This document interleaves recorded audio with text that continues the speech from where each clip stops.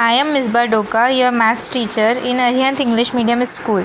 I hope you all fit and fine. We know that due to corona pandemic, the whole country has locked down itself. Our school has started online classes. You must take advantage of this opportunity. Now it's easy to make connection between with you all.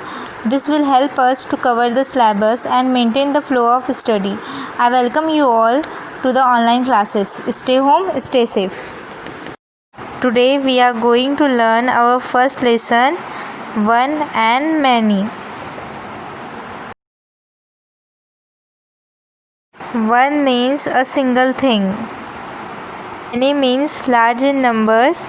More than one is called as many. One apple, many apple. One bus, many bus. One potato, many potatoes. Now question number second. Draw a circle around the picture showing many objects. Here only one marble is there. Here many marble is there. So what is our question? To circle the many marbles. Here only one marble is there. Don't circle this image. Only circle to this. Because our question is do circle to many marbles. These are many marbles. Understood? Now the next. Draw a circle around the picture showing one object. Here only one flower is there. Here many flowers are there. So what is our question? To circle only one object. So circle this one flower. Now the question number fourth is draw a circle around the picture showing many objects. Here only one spanning top.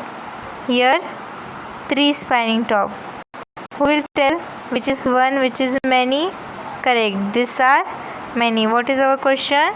To circle the many objects. So here three spanning top is there and here only one top is there. So circle to this. Now take out page number 6. Look at both the picture carefully. We have to find the difference between both the picture. Look at these birds. How many birds are there in this picture? Count with me. 1, 2. 2 birds are there. But in this picture, how many birds are there? Count with me. 1, 2, 3, 4. How many birds are there? 4 birds are there. In this picture, only 2 birds are there. But in this picture, 4 birds are there.